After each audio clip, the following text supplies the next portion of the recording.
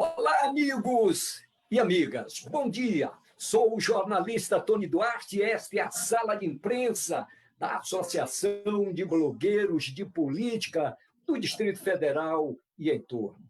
Hoje, terça-feira, 23 de junho de 2020, vamos entrevistar a médica ginecologista, obstetra, Lucilene Florencio.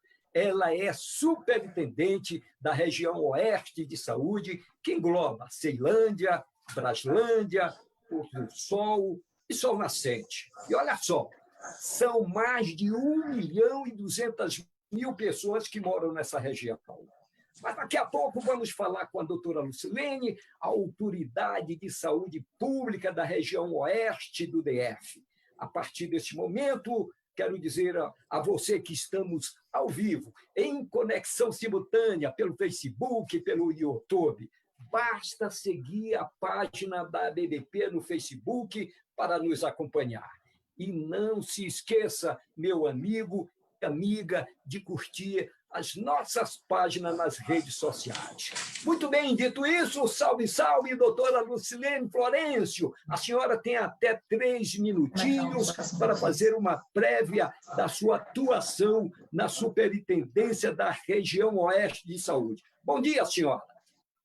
Bom dia a todos. Muito obrigada. É uma honra poder participar desse momento, dessa conversa. Agradeço muito ao nosso presidente, ao Tony, que fez esse convite. Eu estou sem máscara, eu estou aqui sozinha na sala, né, na sala da superintendência, aqui no Hospital Regional de Ceilândia, e é uma honra para mim, como servidora pública, e nesse momento estou respondendo pela região de saúde Oeste, é a região mais populosa do Distrito Federal, mais adensada populacionalmente, e estamos embebidos em muitos casos de Covid, muitos casos de coronavírus, e eu queria conversar com todos e dizer como hoje nós podemos ser referência, né, designado pela Secretaria de Saúde, determinado pelo nosso secretário de Saúde, para nós sermos referência, como hospital de referência em coronavírus, e o porquê de nós termos começado tudo isso e como estamos hoje. E o legado que vai ficar com as construções, com as edificações que nós vamos ter aqui na região. Então, eu estou à inteira disposição. Muito obrigada, é uma honra. Mais uma vez, agradeço muito.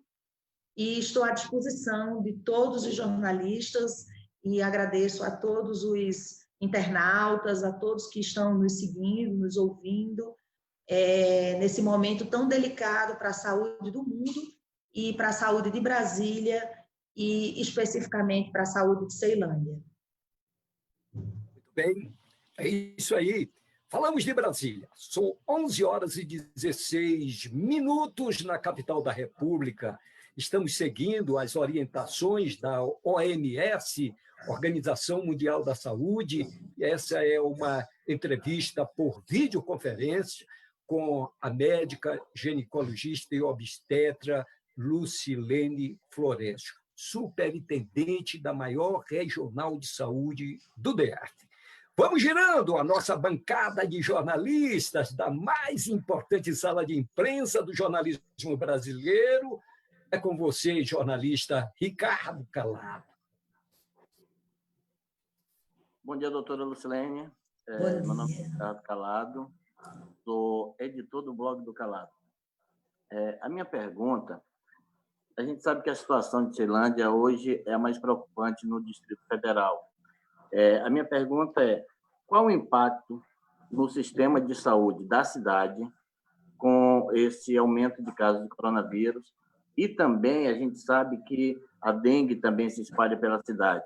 A infecção por ambas as doenças em um mesmo indivíduo tem qual o potencial de agravar o quadro de saúde dos pacientes? Então, Calado, eu diria que em nenhum momento o sistema público de saúde ele foi tão testado como agora. E a rede de saúde, a rede de assistência de Ceilândia, da região de saúde oeste como um todo, ela está sendo testada. É óbvio que nós estamos em meio a uma pandemia, com uma região com 5.300 casos de Covid na nossa região e 103 óbitos. Quando eu falo região, eu falo Braslândia, Ceilândia, Pôr do Sol e Sol Nascente. Só Ceilândia tem 4.721 casos. Então, como isso impacta? Primeiramente, nós tivemos que nos organizarmos para que o Hospital de Ceilândia pudesse ter áreas de isolamento, leitos específicos para a Covid, porque a demanda de porta ela é cada vez mais crescente. Então, hoje, nós temos 38 leitos no pronto-socorro de Ceilândia, todos com isolamento e com atendimento para a Covid. Desses 38 leitos, eu tenho 20 leitos com suporte ventilatório. Nós precisamos fazer dentro da região uma construção que foi a contiguidade que existe entre a região de saúde oeste e a região de saúde sudoeste, que é Taguatinga, nossa vizinha. Então, hoje, o pronto-socorro de Ceilândia, ele tem todo o direcionamento de servidores, de todos os profissionais, cuidando dos pacientes sintomáticos respiratórios e que precisem internar. E nós temos a cirurgia e a ortopedia com profissionais, 2 cirurgiões na porta da emergência, um anestesiologista e um ortopedista para aqueles casos que não dê tempo remover para outro local. Mas nós precisamos fazer essa organização, por quê? Porque os acidentes automobilísticos, as causas externas, elas permanecem. E as doenças crônicas não transmissíveis, que são os infartos, diabético, os hipertensos. Então, nós nos organizamos, onde o pronto-socorro do Hospital de Ceilândia, ele hoje é um local exclusivamente de Covid, porém, a população não ficou desassistida no quesito emergência. O SAMU e o bombeiro, ele foi organizado de tal forma que o fluxo foi direcionado para o Hospital de Taguatinga, o Hospital de Santa Maria e o Hospital de Samambaia. Então, com isso, nós podemos deixar o nosso pronto-socorro exclusivamente para a Covid. Eu não gosto muito de focar na dificuldade, mas eu digo que eu preciso citar, que é o nosso hospital, ele é um hospital datado de 1982, então é um hospital que foi construído para uma população de 100 mil habitantes.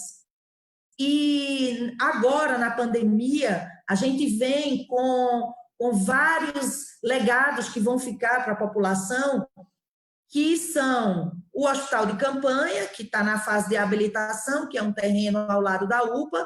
Nós temos o hospital acoplado, que é uma doação da JBS Alimentos, aqui para o Hospital de Ceilândia. Ele ficou num terreno que nós tínhamos aqui muito grande, ao lado da pediatria, e são 73 leitos, sendo 70 leitos de retaguarda, e 3 leitos de isolamento. Então, isso aí a gente vem para dar apoio a uma estrutura do hospital que não comporta a demanda da população, que, como disse o nosso amigo Tony, é de mais de 1 milhão de habitantes. Então, quando a gente pensa em cuidado, quando a gente pensa em prestar essa assistência, a gente tem que pensar em rede de saúde.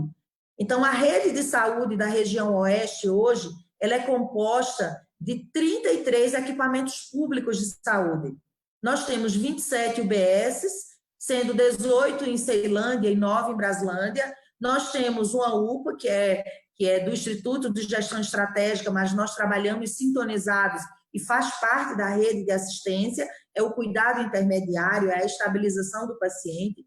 Nós temos o Hospital de Ceilândia, o Hospital de Braslândia, nós temos 2 CAPs, um em Ceilândia e um em Braslândia, temos um laboratório regional e 2 policlínicas. Então, essa rede de sustentação, essa rede de saúde, é que faz a gente dar esse cuidado para o nosso cidadão, porque o cidadão que vem para a gente com Covid, ele é um paciente com Covid, mas ele é um paciente que tem diabetes, hipertensão, obesidade, muitas vezes. Então, assim, na verdade, tem que ser uma rede. Então, nós temos, em todos os lugares do DF, a população de Ceilândia carecendo de cuidados, exatamente porque a gente precisa avançar, e nós já estamos avançando, e o governo está avançando, no quesito aumento do número de equipamentos públicos de saúde, e assim a gente foi se organizando, e hoje a gente temos esse pronto-socorro, repetindo, com 38 leitos, sendo 20 com suporte ventilatório. A UTI do Hospital de Ceilândia é uma UTI exclusiva de Covid, são 10 leitos de UTI, todos são referência para Covid. Nesse momento, nós estamos com os nossos leitos ocupados e no PS nós estamos, nesse momento, com 38 pacientes. A necessidade de avançar no hospital para ser um hospital de referência, até porque a gente não podia deixar a parte clínica, a parte cirúrgica, a parte ortopédica, para que não houvesse cruzamento e contaminação dos doentes que vinham ser tratados de outras patologias. Então, hoje eu tenho a enfermaria de clínica médica com 31 leitos exclusivos para Covid, e eu tenho a enfermaria de cirurgia com 36 leitos, também exclusivos para Covid. Houve essa necessidade para que a gente pudesse ter esses leitos de retaguarda, e a população é muito grande, o número de casos é quase que o dobro do plano piloto, que é o segundo colocado em número de casos, e a gente precisava ter essa referência aqui, até porque a população ela ficaria sendo cuidada dentro da própria cidade.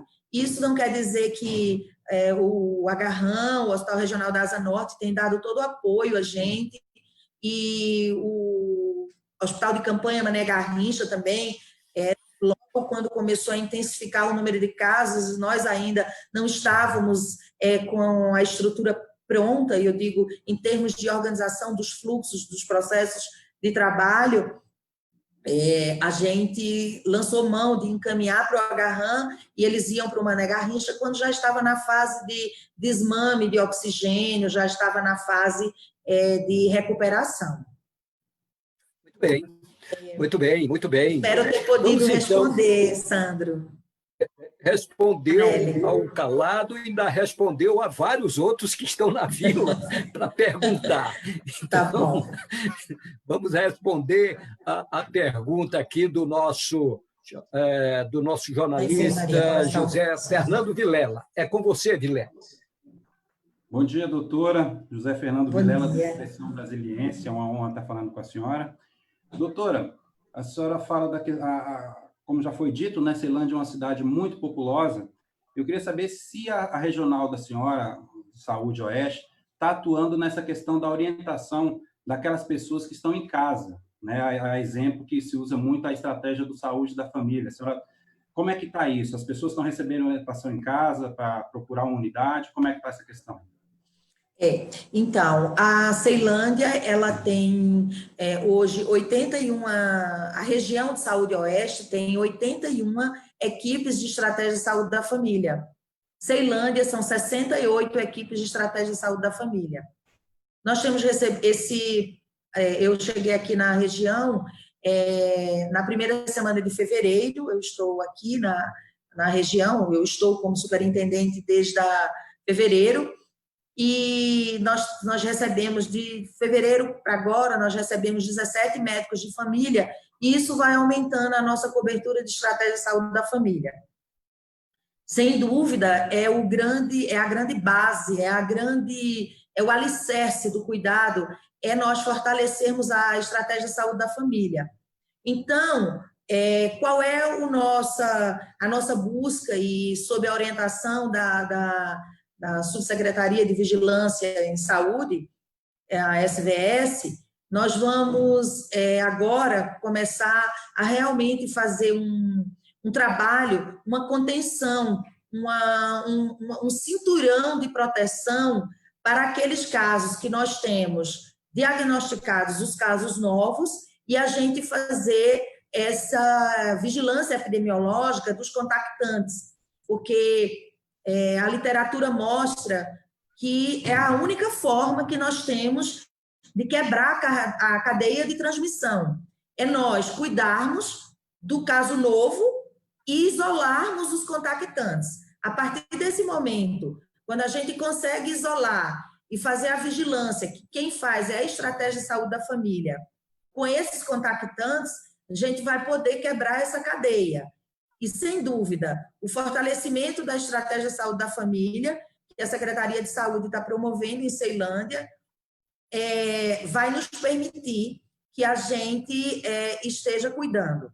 Nós começamos aqui, Vilela, muito embrionariamente com um mapa físico.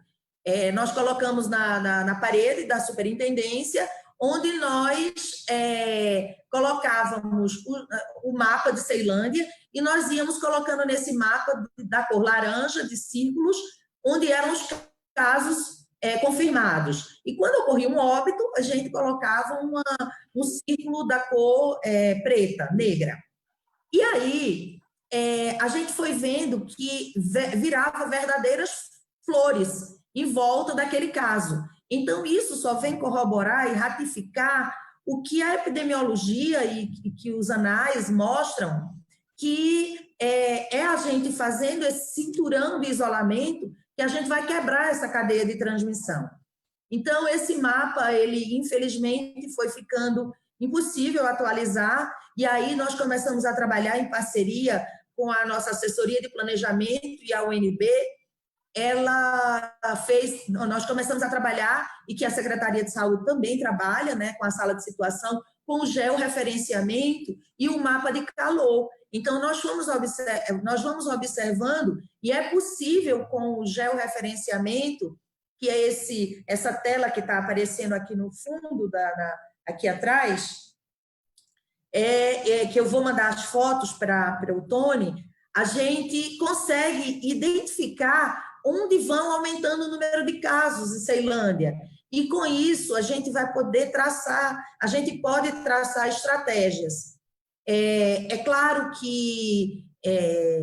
aí você me pergunta assim, mas não foi possível, é porque a velocidade foi muito alta e nós já estamos na fase de que temos que mapear o caso novo e cuidar dos contactantes. Então, assim, hoje, o grande desafio, não só meu, mas de toda a secretaria e a equipe da superintendência, porque é uma equipe, eu aproveito para dizer que são verdadeiros, assim, eles doam as vidas, porque a gente está na linha de frente e a gente está exposto ao vírus.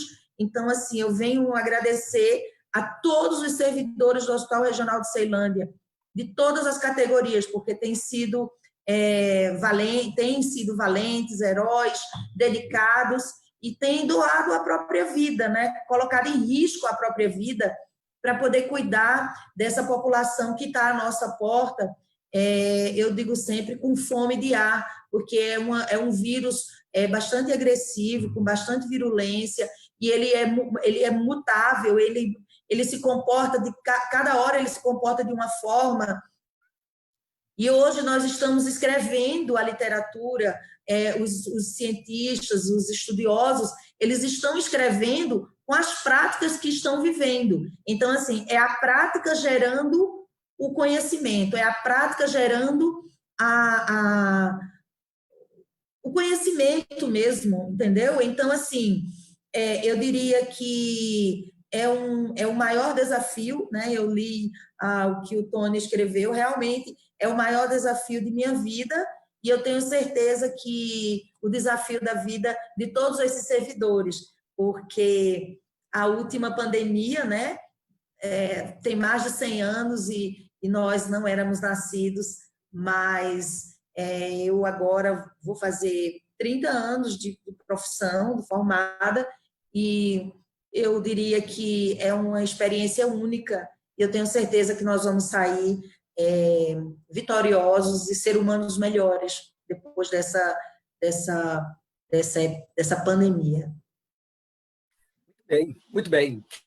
Falamos de Brasília, são 11h34. Essa é uma entrevista com a doutora Lucilene Florencio. Ela é superintendente da Regional de Saúde Oeste, né, que abrange Ceilândia, Braslândia, Pôr do Sol e Sol Nascente. Vamos passar a palavra para o nosso colega jornalista Edgar Lisboa.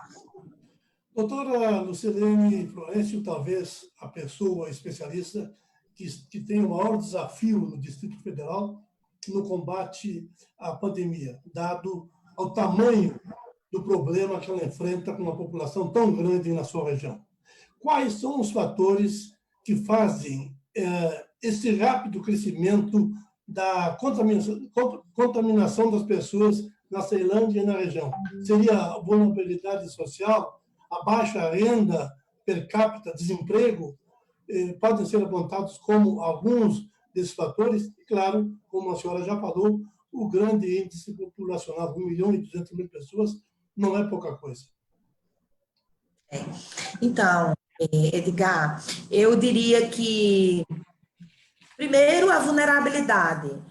Ceilândia, a região de saúde oeste como um todo, é uma população SUS-dependente. A gente tem, eu diria que de 95% a 98% da população ela é SUS-dependente, é uma população com vulnerabilidade, com alta vulnerabilidade. O adensamento populacional é um outro caso, é uma outra situação que, sem dúvida, corrobora.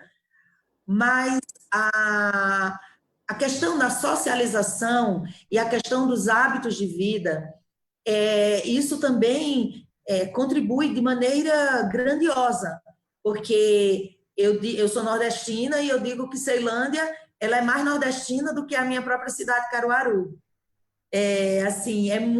As pessoas se socializam muito, elas têm uma rede muito grande social, há essa comunicação, há essa ligação, há esse vínculo.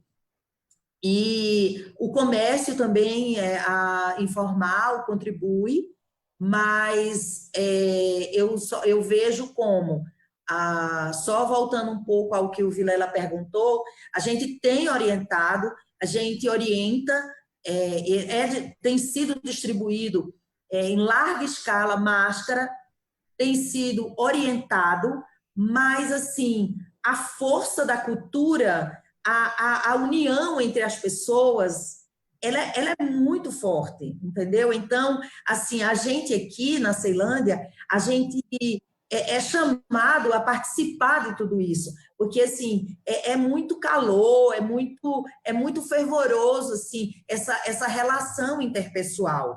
Então, eu entendo que é muito difícil você chegar para a população hoje e olha, você não vai sair de casa, você não pode sair de casa, você não pode conversar com sua família, você está contaminado, não vai. Então, assim, a gente precisa, e o secretário de saúde, e hoje à tarde eu vou ter a oportunidade de estar com o nosso secretário, e eu vou poder conversar e a gente vai poder, juntamente com todos, traçar essa estratégia. A gente precisa entender que o Brasil é continental, que Ceilândia é um mundo à parte, é uma cidade com comportamento diferente e que a gente precisa,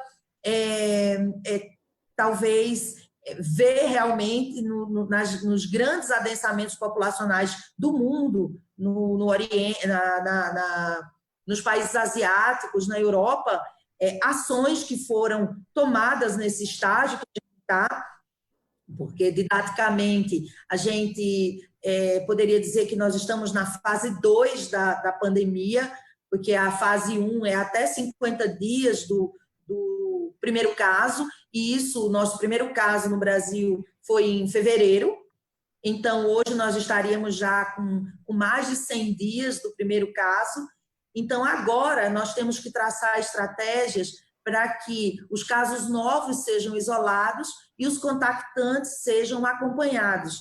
Eu tenho insistido nisso porque eu vejo que, eu tenho certeza que o nosso secretário e a Secretaria de Vigilância vai caminhar nesse sentido, no sentido do isolamento e no sentido de proteger determinados locais, onde a gente tem um maior número de casos, a gente pode fazer um isolamento setorizado, naquela quadra, naquela rua, não sendo preciso a gente paralisar os locais onde o mapa de calor, onde o georreferenciamento ainda não está mostrando para a gente que ali está tendo um número grande de casos. Só para citar, nós calculamos num raio de 1 quilômetro, quando começa a ter mais de 8 casos, a gente diz que isso é uma área quente, é uma área vermelha, é uma área que já está gerando uma preocupação.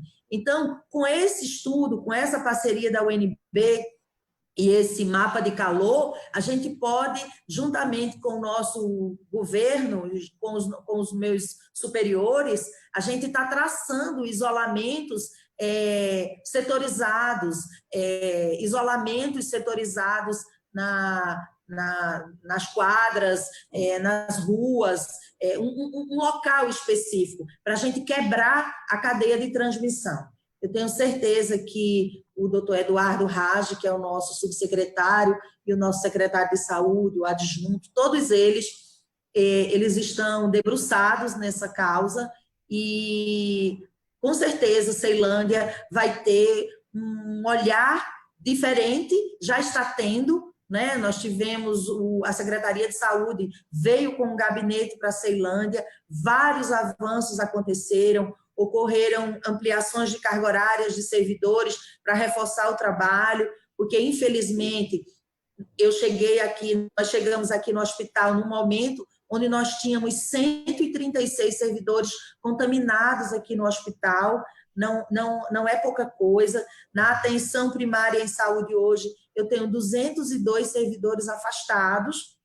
Então, é um exército que ele vem a todo momento sendo contaminado, e aí a gente precisa repor essa força de trabalho para poder continuar cuidando em quem chega na porta. Só que a gente tem que ir no nascedouro, a gente tem que ir na fonte. Qual é a fonte? Quebrar a cadeia de transmissão. Como quebra a cadeia de transmissão? Detectando cada caso novo e isolando os contactantes. Porque as pessoas que estão dentro de uma casa onde tem um caso fonte, ele passa a contaminar todos. Então, a gente precisa, nessa segunda fase, né, didaticamente, que não existe nenhum momento, entrou em uma ou em outra, mas didaticamente a gente está nessa fase 2, onde a gente vai tornando a rede robusta de leitos, de assistência, só que a rede de assistência hospitalar, de leitos, quer sejam de UTI, quer sejam leitos amarelos de retaguarda, eles são números finitos, porque os espaços dentro dos hospitais, eles são finitos. Então, a gente tem que ir no nascedouro. Onde é o nascedouro? Onde tem um caso novo e a gente começa a cuidar desses contactantes. Hoje, esse é o grande desafio da saúde do Distrito Federal e, em especial, de toda a equipe que trabalha comigo, que eu tenho eterna gratidão, e assim, a gente cobra muito, e como são mães, pais, e eu, muitas vezes, os tiro do convívio de suas famílias para poder passar essa vontade que a gente tem de cuidar da população de Ceilândia. É um pouco visceral, assim, a gente começa a amar, a gente começa a ficar bem emotivo aqui. Na verdade, é isso. Eu estou, assim, eu não sei se recobra as origens, eu vejo como minha cidade natal, os hábitos de vida, isso tudo, então, é muito visceral, existe um vínculo muito grande, essa amorosidade, essa relação que tem. Ceilândia é diferente, né? Obrigado. Muito bem. Muito bem. Nós vamos passar a palavra para a nossa jornalista Andréia Dutra.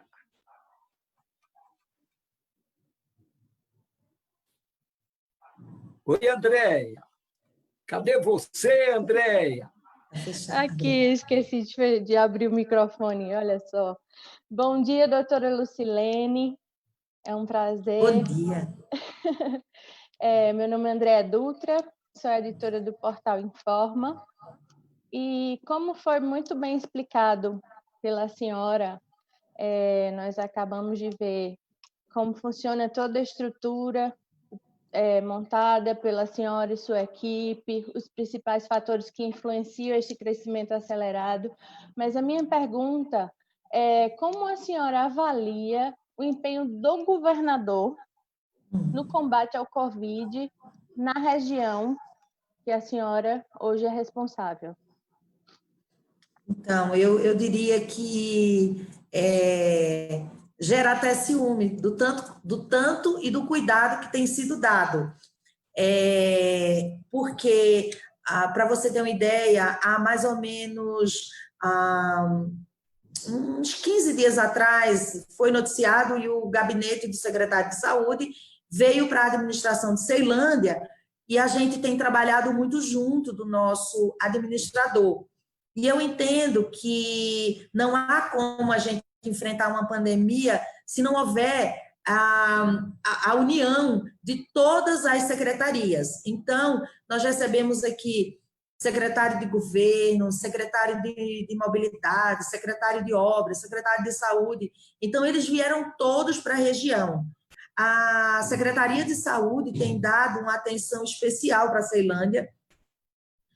Nós tivemos agora, como eu citei, a ampliação de carga horária de 138 servidores, da categoria de enfermeiro, de técnico em enfermagem, fisioterapeuta, técnicos em laboratório, administrativo, enfim, médicos. Então, assim, a Secretaria de Saúde vem com o aporte da mão de obra, a gente trabalha em parceria com o administrador, o doutor Marcelo Cunha, o Marcelo Piauí, que a gente tem trabalhado junto, e a gente tem construído todas essas ações. Eu diria que o governador Ibanez, o nosso governador, ele tem tido, sim, um olhar especial para a Ceilândia, ele tem feito tudo.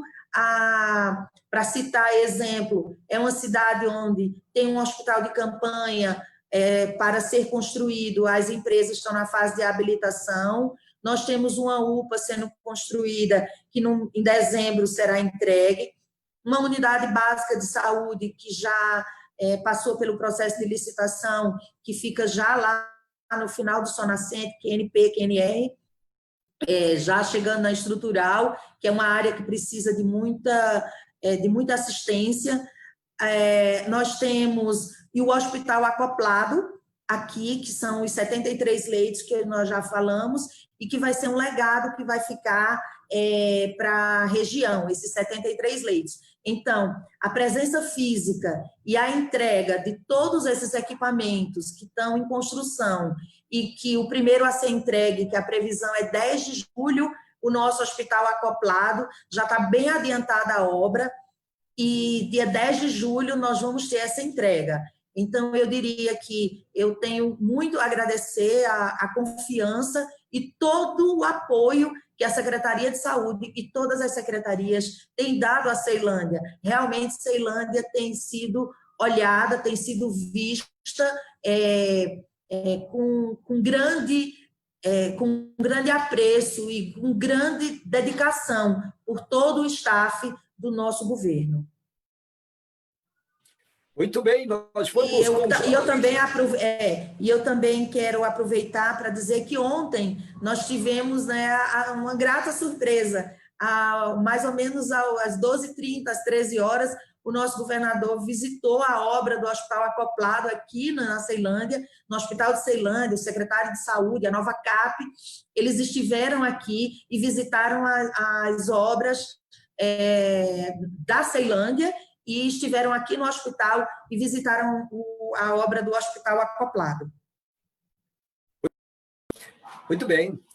Vamos, então, com o jornalista Marcos Alexandre.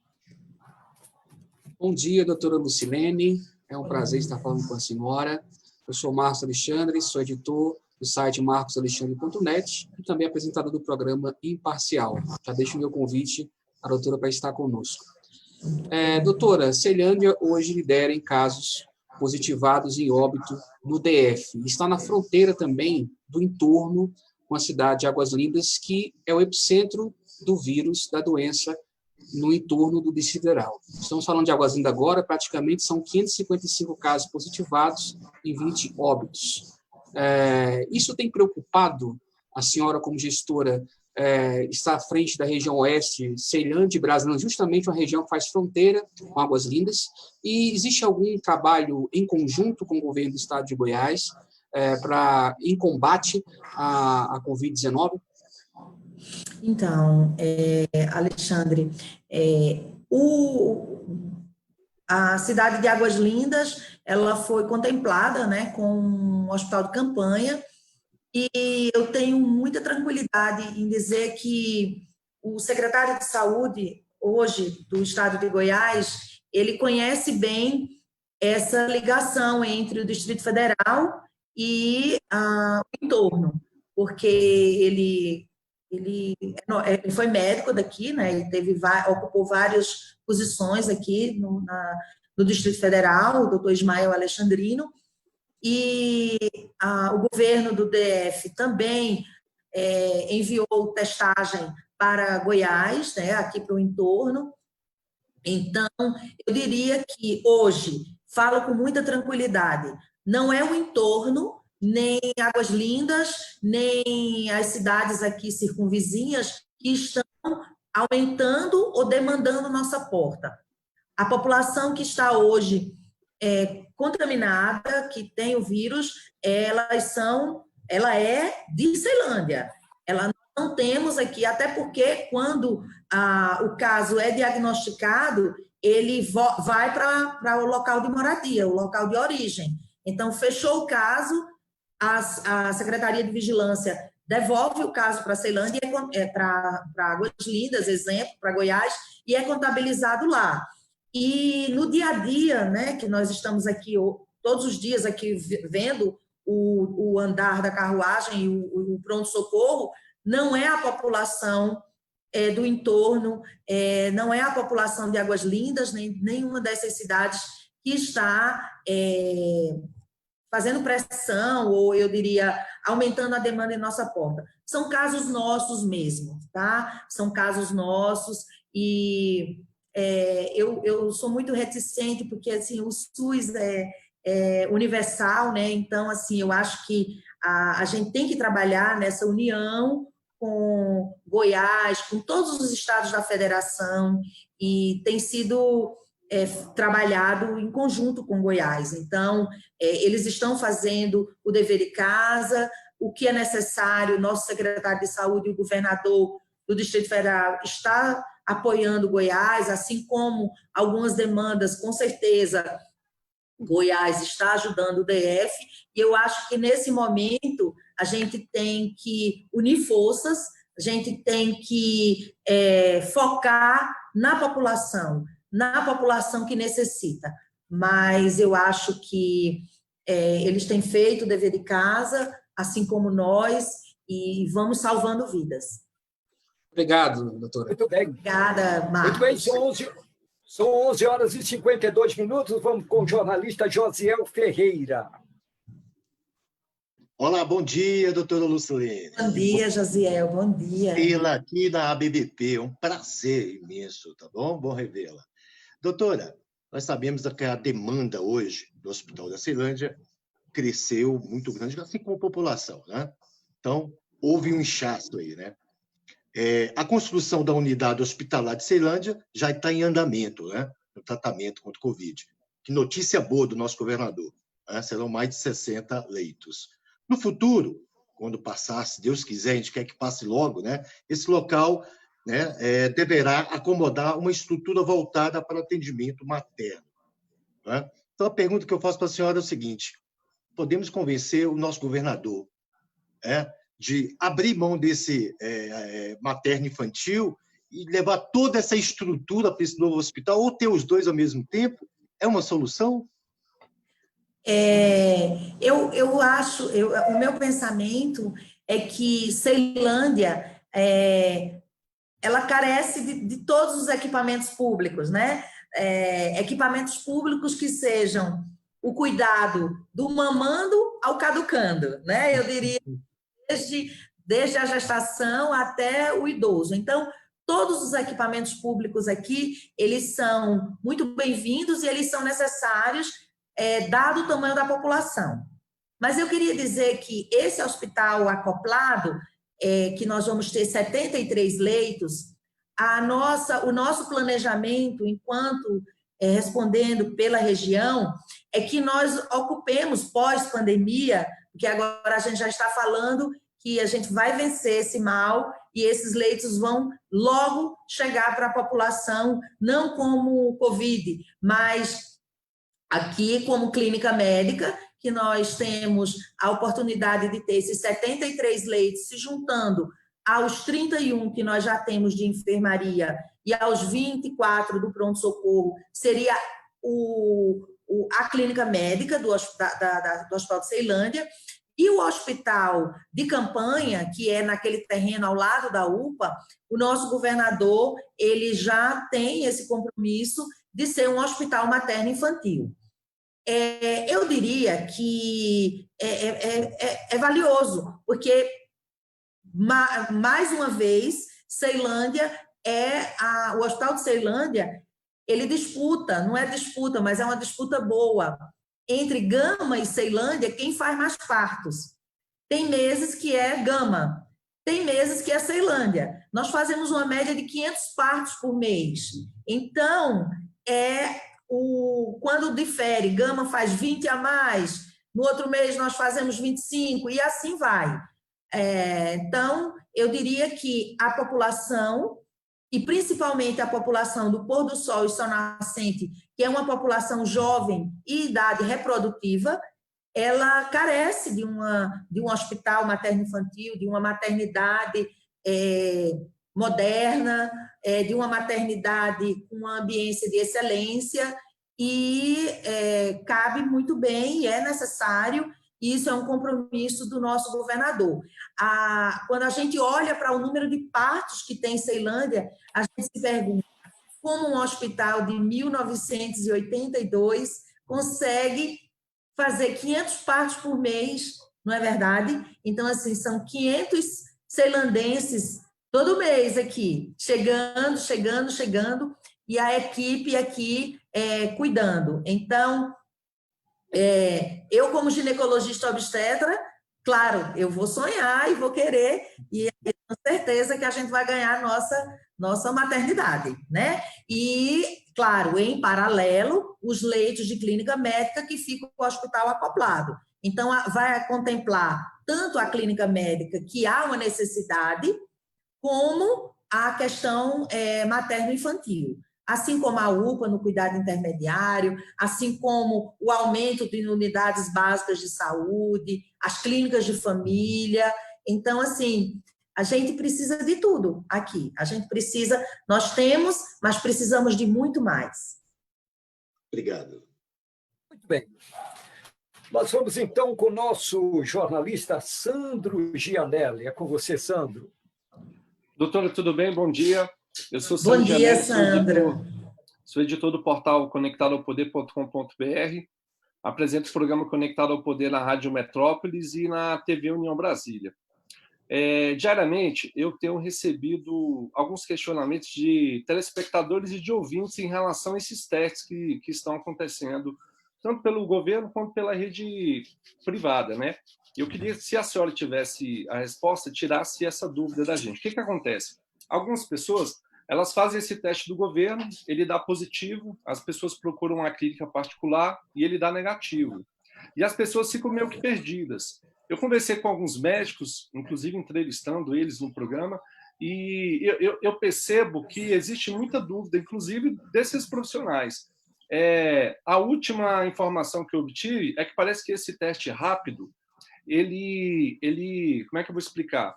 Ele detecta se a pessoa está ou esteve com a Covid. E aí, por conta disso, algumas pessoas saem com o resultado e pensam, eu estou, mas na verdade ela esteve. E quando ela corre para o particular, ela faz e diz que ela não tem. E a pessoa fica meio confusa e às vezes diz, não, esse teste do governo está falhando. Eu queria que a senhora confirmasse se essa informação está correta, para a gente tirar dúvida, inclusive até para a gente poder esclarecer isso para a população e deixar as pessoas mais tranquilas. Então, Sandro, é uma alegria poder falar com você, né? Com todos. Eu quero dizer o seguinte, que a testagem em massa que o governo começou, na verdade, é uma grande amostragem, porque se nós fôssemos testar em massa, nós teríamos que testar 3 milhões de pessoas, né? Então, foi feita essa amostragem. Agora, com relação a fazer em um local e dar positivo, depois dar negativo, eu diria que os 2 locais estão corretos. Até porque os fornecedores, o fornecedor do teste para a rede privada e para a rede pública, quase sempre são as mesmas empresas. Então, assim, não existe boa qualidade ou má qualidade do teste que a gente faz. A gente compra, a secretaria compra e são testes com validação pela Anvisa. Mas, assim, o que é que a gente tem que pensar? É que o teste rápido, nós começamos testando positivo, negativo. Depois, nós testamos com dupla bandagem, que era o IgM e o IgG, ou seja, se tem vírus em atividade, carga viral, ou se só era uma cicatriz, se o IgG dá positivo. Então, a gente tem que defender hoje que teste rápido, ele não é o balizador das nossas ações, porque ele tem um padrão ouro de ser feito, que normalmente isso é em torno do 13º dia que a gente vai encontrar o padrão ouro para a gente poder detectar. E, normalmente, as pessoas testam em dias que não é o 13º. Então, você vai ter um teste que não tem alta sensibilidade e alta especificidade, sendo feito no dia que não é padrão ouro, então você vai ter um resultado que pode não ser a realidade. Então, o que é que a gente hoje pede e orienta? É que seja feito o PCR, que é o teste molecular, que assim, a gente orienta ser feito no 3º dia sintomático, e a testagem é apenas uma amostragem, mas não é o fator, não é o elemento balizador das nossas ações. Não pode ser o fator balizador, porque ele tem que ser feito no dia.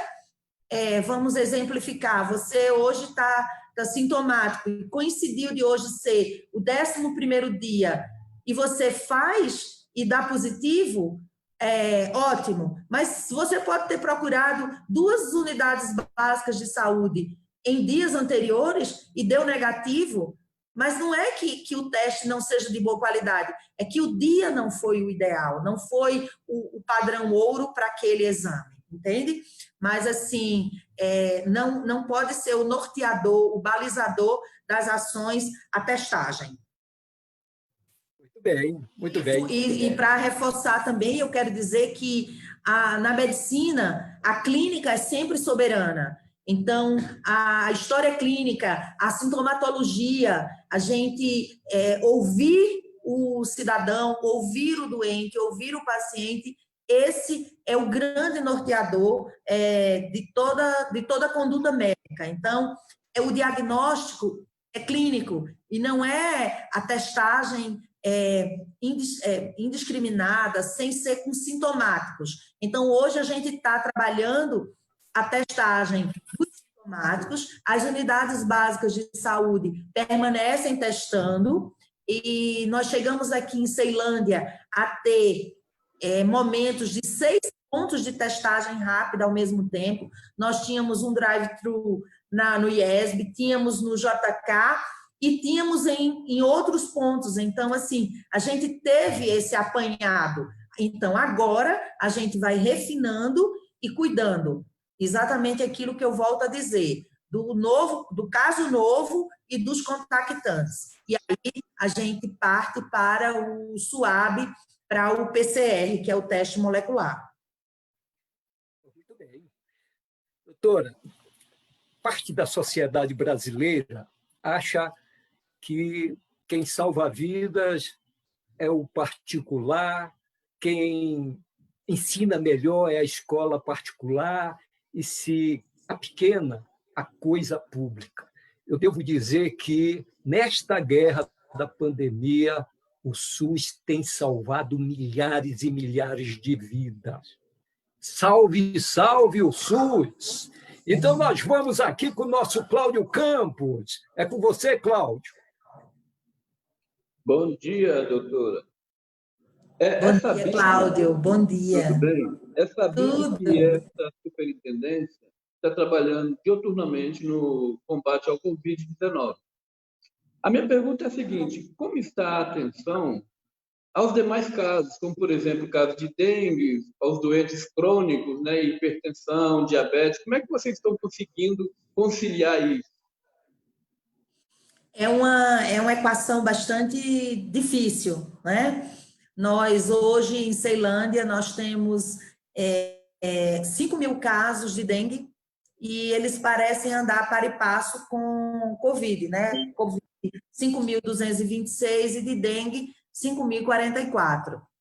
As ações, elas não podem ser interrompidas no quesito dengue, no quesito hipertensão, diabetes. Com relação ao cuidado das doenças crônicas não transmissíveis, hipertensão, diabetes, nós temos hoje as agendas dos profissionais, dos médicos de estratégia de saúde da família. Nós temos 60% da agenda para demanda espontânea, que aí a gente abarca todos os sintomáticos respiratórios e aqueles pacientes que chegam com sintomas que possam ser dengue, nas unidades básicas, e deixamos 40% das agendas desses servidores, desses profissionais, para cuidar do pré-natal, do crescimento e desenvolvimento, do hipertenso, do diabético. Então, houve esse direcionamento. Normalmente, em condições normais de temperatura e pressão, a gente deixa 60% para as doenças crônicas e 40% para a demanda espontânea. Nesse período de pandemia, houve uma inversão. Nós estamos com 60% da espontânea e 40% da demanda programada, que são essas doenças crônicas não transmissíveis.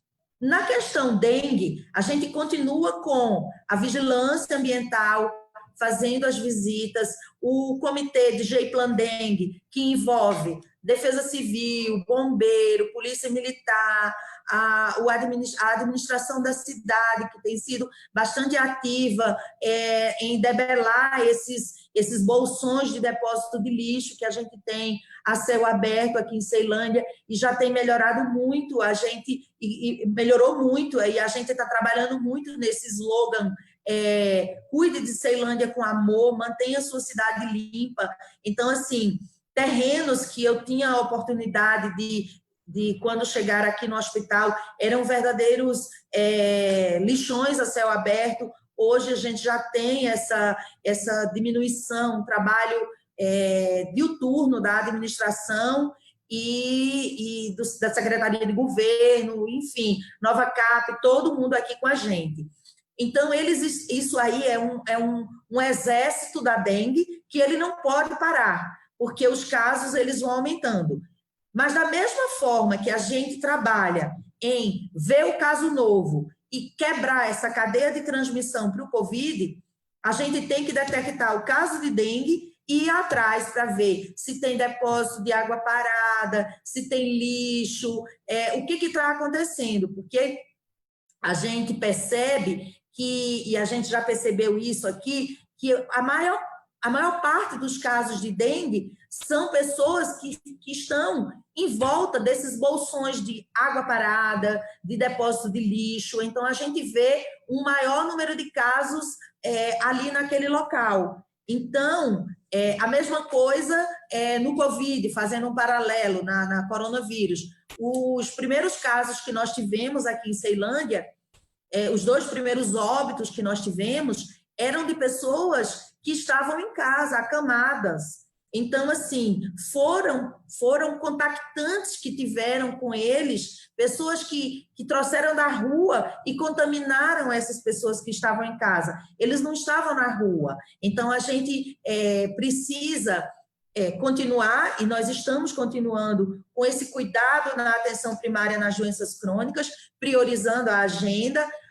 O GEI-Plan Dengue e toda a administração e todas as instituições, a Direção Regional de Ensino, a Coordenação Regional de Ensino, que tem sido, que sem dúvida, a escola é o grande berço, mas a pandemia nos fez ficar com as crianças e com os jovens em casa, e nós tivemos que nos reinventar no quesito aprender, no quesito ensinar. Então, as aulas voltando agora de forma online. Então, eu diria que estamos tentando um equilíbrio nessa equação entre a prevenção, entre cuidar dos casos novos.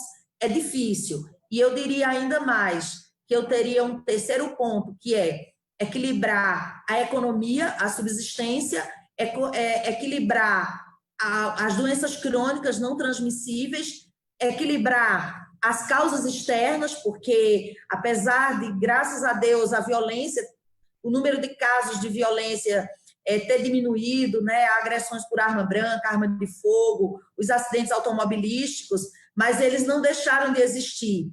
Então, assim, a tripla carga, né, que a gente chama, que são o agudo, o crônico e as causas externas. Então, a gente tem que conseguir esse equilíbrio e ainda agora o isolamento e o equilíbrio da economia. Então, assim, realmente desafiador para todos os governantes, é desafiador para nós, servidores públicos, é desafiador para o jornalismo, para orientar, nortear a população, porque todos os senhores são verdadeiramente formadores de opinião e as suas falas, as suas palavras, elas têm um peso e um valor muito grande.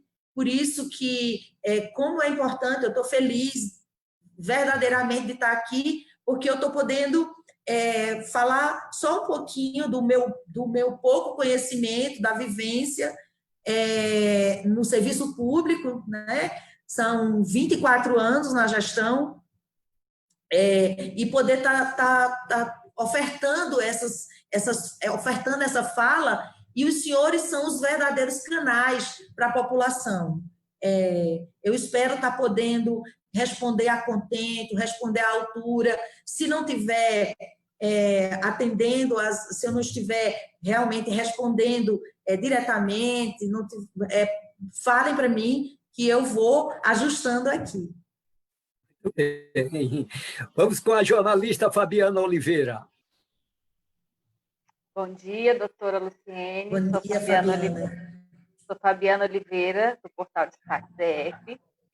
E, como a senhora já falou, tem um desafio, né? O grande desafio são isolar os novos casos e acompanhar os contactantes. Como é que isso está sendo feito? Os contactantes estão fazendo o teste do PCR, a família está tendo que sair de casa. Como a secretaria está administrando isso? Hoje nós temos, nas unidades básicas de saúde, nós temos um termo, a partir do momento que eles são diagnosticados, eles se comprometem, é um compromisso, porque a essência da estratégia de saúde da família é o vínculo da comunidade com os profissionais que estão na unidade básica de saúde, com o seu médico, com o seu enfermeiro, com o seu agente comunitário.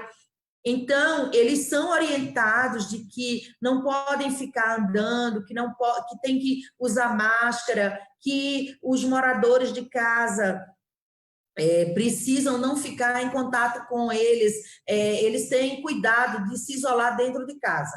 Mas a gente também não pode deixar de entender que muitas vezes são muitos moradores dentro de um único espaço que não é o ideal. Então, hoje, as equipes de estratégia de saúde da família, juntamente com a vigilância epidemiológica da atenção primária, não só de Ceilândia, mas de todo o Distrito Federal, eu posso dizer, eles estão usando muito o contato telefônico para que essas famílias onde teve um caso positivo, seja perguntado se em casa se tem mais alguém com sintomas. E eu aproveito o momento e eu peço, e como já disse, da importância, né, de formadores de opinião, que todos são de extrema valia, é que a população ela precisa entender que o endereço tem que ser fornecido, o endereço correto de sua moradia, que não precisa falar um endereço ou um telefone que não é seu, não há essa necessidade, não vai haver nenhum impedimento de ser atendido, porque o SUS é universal, a gente atendendo demanda espontânea, a unidade básica de saúde, tendo o endereço correto e aquele caso sendo positivo, aquela unidade vai entrar em contato com a outra região, se for o caso, mas a gente precisa que a população nos ajude no sentido de fornecer o endereço correto, fornecer o telefone correto, porque com isso é a base de tudo para que a gente faça essa busca ativa dos casos, dos contactantes, e a gente possa estar acompanhando.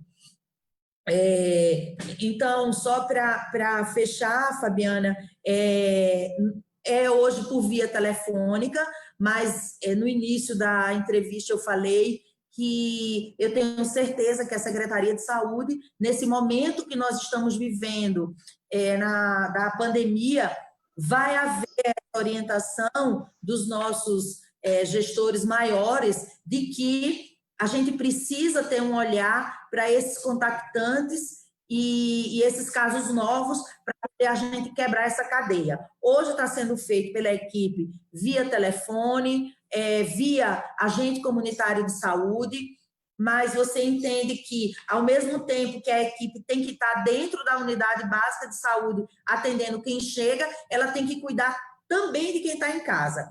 Então, uma possibilidade também é a gente lançar mão dos nossos estudantes, nós somos cenários de ensino, então as faculdades, as universidades, eles podem estar ajudando a gente nesse quesito vigilância, os residentes podem, os estudantes das áreas de saúde, né?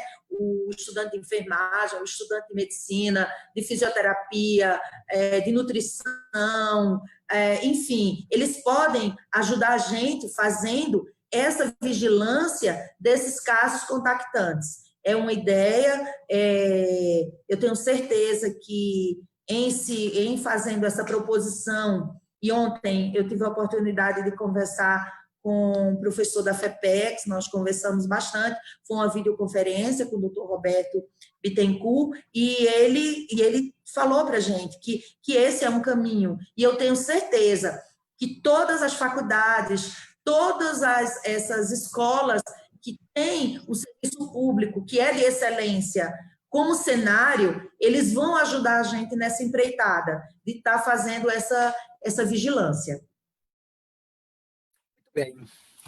Muito bem, são 12 horas e 18 minutos em Brasília, nós já estamos aí com quase 1h30 de transmissão pela internet, por meio do nosso canal no YouTube e também no Facebook.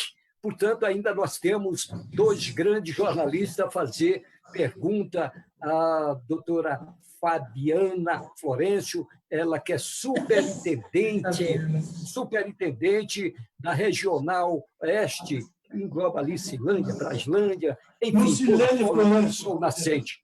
Vamos com Hudson Cunha. Olá, doutora Lucilene. Oi, Hudson. Olá, Hudson Cunha, aqui do Portal 84 Notícias.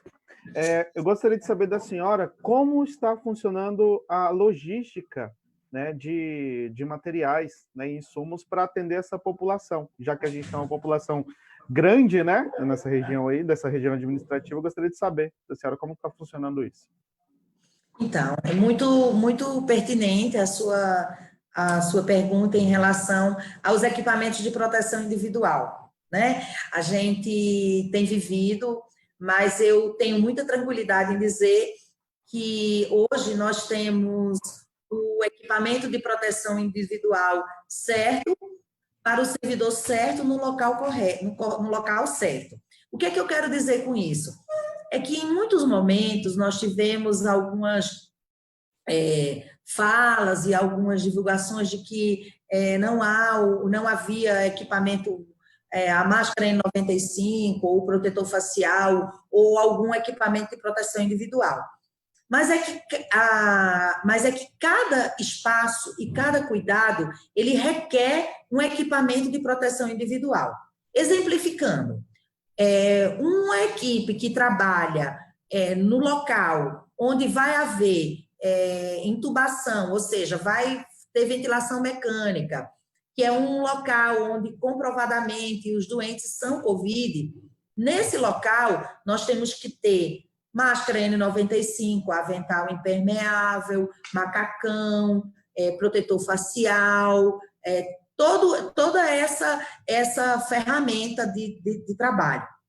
O servidor que está numa área administrativa, ele pode usar uma máscara que não tão necessariamente é a N95, que é aquela máscara com várias camadas, com filtros. Então, hoje, eu diria que o Hospital de Ceilândia, ele está abastecido, a Secretaria de Saúde, a Subsecretaria de Logística, ela tem ofertado esses EPIs na nossa necessidade, e quando aumenta a nossa demanda, essa grade ela é corrigida, e nós trabalhamos com o processo de descentralização progressiva das ações de saúde, que é o PDPAS. O PDPAS, ele pode receber aporte de emendas parlamentares, e isso tem sido feito pela Câmara Legislativa. Os deputados, eles têm destinado emendas para a compra de insumos, e aí o parlamentar destina para o Fundo de Saúde, e o Fundo de Saúde passa para todas as regiões.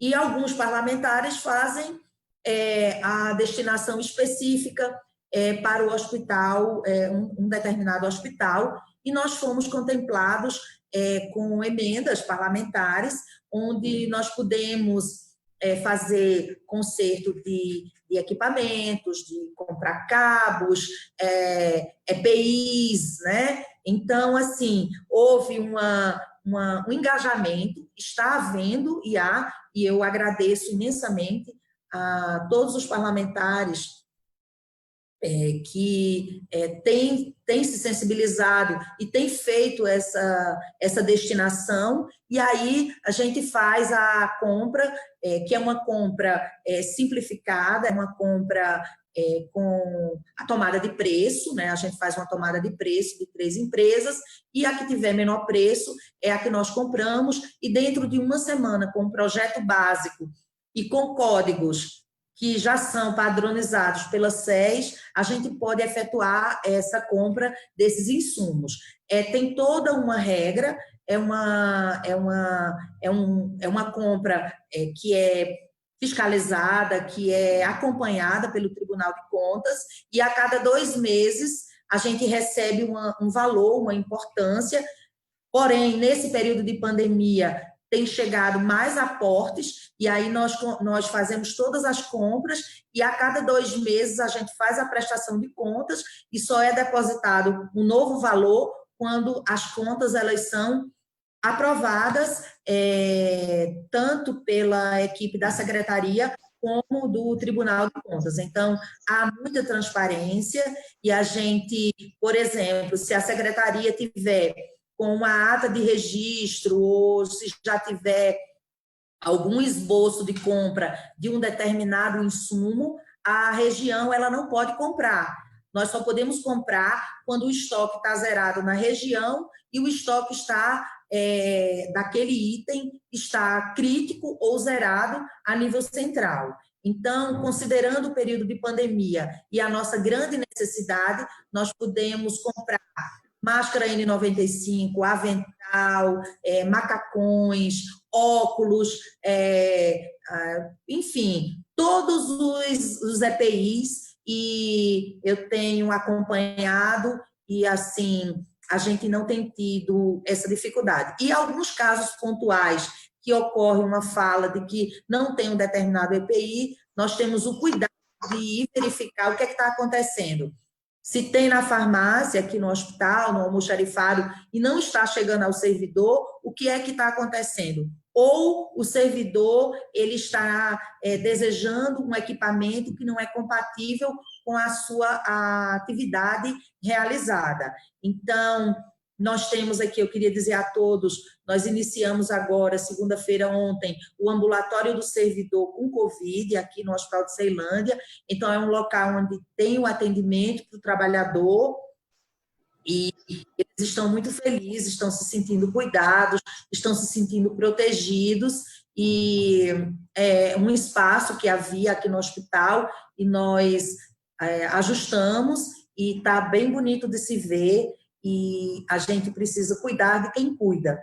E eu não tenho palavras para agradecer, realmente, isso é o mínimo, e nada mais é do que a nossa obrigação ter esse espaço onde o servidor faz o seu SUAB, faz o seu atendimento, pega o seu atestado, recebe a sua orientação. Então, eles estão bastante agradecidos por esse ambulatório, e que também não é o único da rede. Há outros hospitais que também têm, eu citaria o Hospital Materno Infantil, que também tem um ambulatório de bastante lindo de se ver o trabalho que é feito lá também no ambulatório do servidor. É isso. Muito bem. E para fechar essa grande participação, nós vamos chamar o jornalista Silvano Lima. Muito obrigado, presidente. Bom dia, doutora Lucilene. Bom dia. Eu sou Silvano Lima, escrevo no site Informa Tudo DF. Doutora, assim como lá em Caruaru, Ceilândia tem uma feira muito grande, é verdade? É verdade. Nós tivemos um ministro da Educação que falou muito em pico do Covid-19 e nunca chegou esse pico. Nós podemos afirmar hoje que Ceilândia vive o pico da pandemia, ou não se pode falar nisso, é melhor não falar? Como que vocês estão tratando essa questão?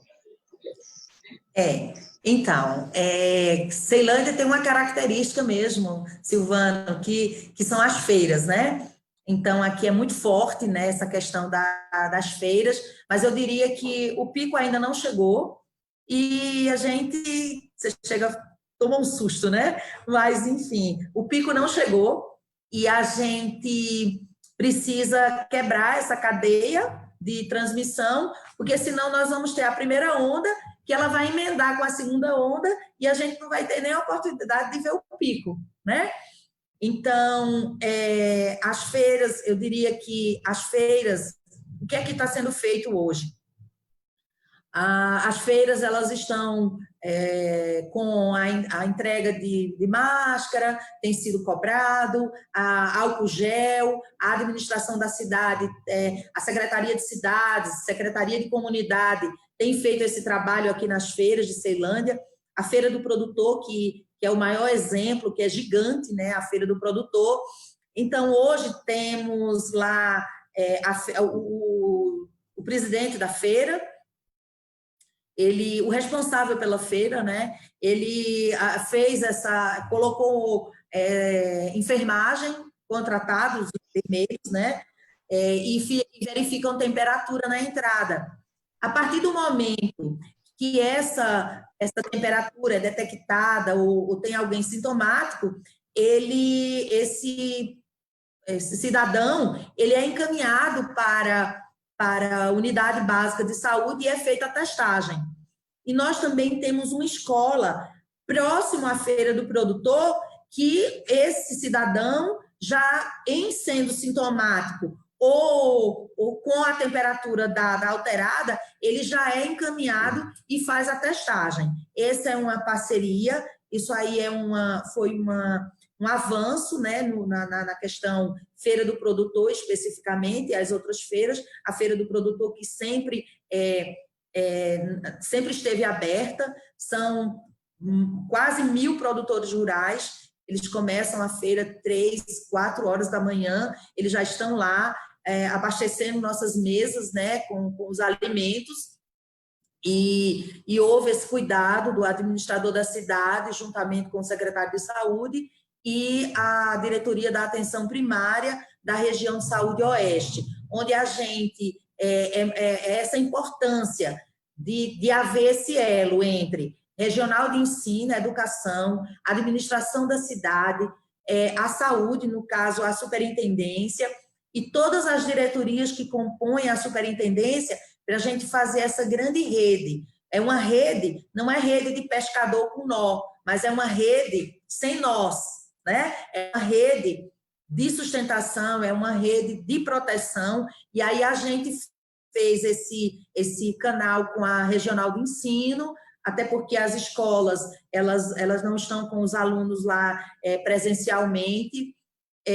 Temos feito bastante falas com a regional, e ele faz vídeos e fala e pede, e a gente tem pedido sem parar, usem máscara, só saiam de casa se for necessário, mas eu acho que agora a gente precisa avançar mais um pouco. E qual é o avançar mais um pouco? É a gente trabalhar nos casos novos e trabalhar nos contactantes. Mas as feiras, elas estão sendo contempladas, sim, com o teste rápido, embora a gente volte a dizer e frisar que não é o ideal, porque a gente tem o dia ouro, né, o padrão ouro da testagem, então a gente pode ter um falso positivo, um falso negativo, e é o SUAB, né, no terceiro dia dos sintomáticos, e os contactantes é uma possibilidade também, a gente está fazendo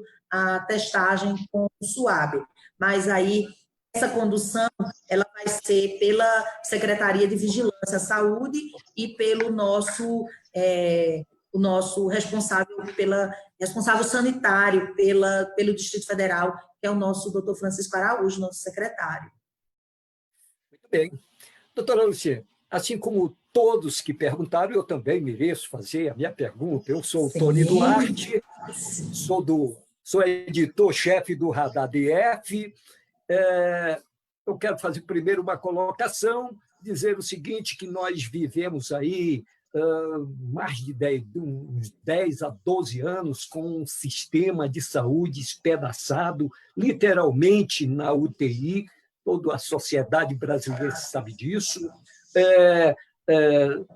Há um compromisso do atual governo de fortalecer a pasta, e foi exatamente isso que este atual governo está fazendo. A gente sabe que chegou a pandemia, e quando chega a pandemia, a gente sabe tem conhecimento do esforço do governo no sentido de contratar mais gente, mais profissionais. Foram centenas de médicos contratados, centenas de enfermeiros contratados, profissionais de toda a área da saúde, além disso, aquisição de muitos equipamentos. eu gostaria de saber da senhora a avaliação em torno de todo esse legado que este mal do planeta pode deixar, no caso do Distrito Federal, o legado de fortalecimento da pasta, com mais médicos, com mais UTIs, enfim, qual a sua avaliação? Você acha que realmente, embora na pandemia, na guerra, o governador Ibanez Rocha cumpriu o que disse lá atrás, que trabalharia no sentido de fortalecer a saúde pública do Distrito Federal? Fale para mim. Então, Tony, eu diria que o nosso governador ele saiu na frente quando ele fez o isolamento. Naquela ocasião, foi surpresa para todos nós, ele saiu na frente e foi de grande valia. Eu diria que se nós não tivéssemos tido aquele isolamento naquele momento, nós estaríamos hoje numa situação bem mais difícil, bem mais crítica. Foi um compromisso, e esse compromisso tem sido honrado, tem sido cumprido, e o número de leitos de UTI, os credenciamentos, as contratações, aumentou a nossa rede de leitos de UTI, os nossos leitos hospitalares, as enfermarias e os bloqueios que haviam, quer seja por RH, quer seja por equipamento, tem sido dado toda a sustentação. Hoje a rede, ela tem muito pouco bloqueio, ou quase nenhum bloqueio, eu diria, aqui no Hospital de Ceilândia, eu falo pelo hospital que eu estou nesse momento responsável, nós não temos bloqueio de leitos, ou seja, são leitos totalmente ativos, é um hospital com 317 leitos e todos eles ativos. Então, o Sistema Único de Saúde e a rede de saúde do Distrito Federal, ela foi testada, ela está sendo testada e ela está dando resposta. Essa união entre o Instituto de Gestão Estratégica e a Secretaria de Saúde, ela vem mostrando que tem dado resultados. É uma outra forma de gestão, mas é uma forma que tem sido aprovada, tem sido validada pela população, e ontem eu fiquei muito feliz nesse quesito, porque eu vi um trabalho da ouvidoria da SES, a ouvidoria central, em que o Hospital de Ceilândia, e é público, está no site da Secretaria, o Hospital de Ceilândia foi o segundo hospital mais bem avaliado pela população. Então, isso oxigena a gente, isso fortalece, isso dá ânimo e faz a gente acordar a cada dia e poder vir cuidar da população. Então, a interface, a parceria, principalmente com a rede privada, ela houve esse alinhamento, houve esse afinamento, principalmente no quesito vigilância, porque os nossos casos, eles não são só casos que são diagnosticados na rede pública. Nós trazemos os casos da rede privada e nós formamos um banco de dados único. Então, esses casos, quando nós falamos, é o público mais o privado. Então, houve esse alinhamento, tivemos a oportunidade de conversar com a rede privada da região, da cidade de Ceilândia, da região. Então, houve esse alinhamento, houve esse estreitamento da comunicação. As equipes, elas se uniram, elas estão mais, nós amadurecemos como pessoas também, e isso tudo a gente vai levar como legado, que na dificuldade, quer seja na dificuldade ou não, é preciso que a gente se una e a gente entenda que o foco é único, é o cidadão, é o usuário do SUS, é a população que está na nossa porta. Então, ficarão edificações, ficarão leitos, nós vamos aumentar o nosso número de leitos, nós temos o complexo regulador agora com todo o controle dos leitos gerais e os leitos hospitalares. Isso é muito bom, eu fico muito feliz e tenho trabalhado muito no quesito em falar e disseminar essa importância da regulação dos leitos no Distrito Federal, porque isso é equidade, isso é um dos pilares do SUS, isso é uma das diretrizes, que é dar mais a quem mais precisa. Então, se você tem uma fila única de leitos e você vai vendo quem está precisando e você vai fazendo o direcionamento, você tem uma classificação. E aí você vai dar o leito a quem mais precisa. Então, hoje, a Secretaria de Saúde do Distrito Federal avançou e tem avançado muito no quesito regulação de leitos, não só os leitos de UTIs, mas também os leitos gerais. Isso é muito importante. Então, a gente vem com o trabalho do sistema de regulação ambulatorial, que aí a gente tem as especialidades reguladas, a gente tem os leitos de UTIs também regulados, e agora a gente vem para a coroação e fechar esse ciclo, os leitos hospitalares. Então, isso é é uma entrega muito grande para a população, que é a regulação dos leitos. Então, eu peço a todos os senhores que estejam vendo no site da Secretaria, na sala de situação, cada vez mais a gente vai tendo a regulação de leitos, de consultas, as filas únicas de cirurgia, que isso aí a gente também vai chegar nesse grau de organização, de maturidade, e a população vai entender que ele ser o primeiro, ou o segundo, ou o terceiro a ser chamado, é porque tem alguém que precisa mais e ele será o próximo. Então, assim, eu venho agradecer muito a todos os jornalistas. Confesso que a gente fica um pouco tenso, mas eu me senti acolhida, me senti cuidada, me senti que eu estou aqui para prestar essas informações.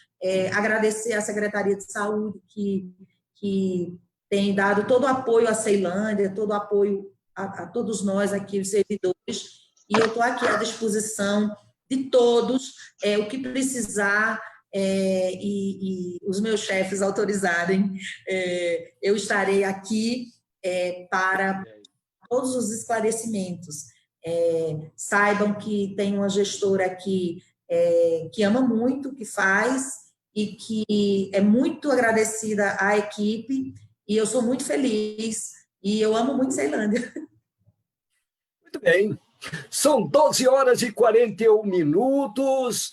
Em nome da Associação de Blogueiros de Política do Distrito Federal e em torno, a nossa querida ABBP, agradecemos imensamente a honrosa participação da nossa sala de imprensa, da doutora Lucilene Florencio, enfim, e que ela realmente continue fazendo o trabalho que merece. Bem, amigos, e por aqui ficamos com mais uma sala de imprensa da ABBP. Quero agradecer a todos os colegas jornalistas que participaram desse debate virtual com a superintendente da Regional Oeste de Saúde, doutora Lucilene Maria Florencio de Queiroz. Agradecer ainda os nossos internautas que acompanharam a entrevista por meio das nossas redes sociais. Um bom e maravilhoso dia para todos. Tchau, tchau!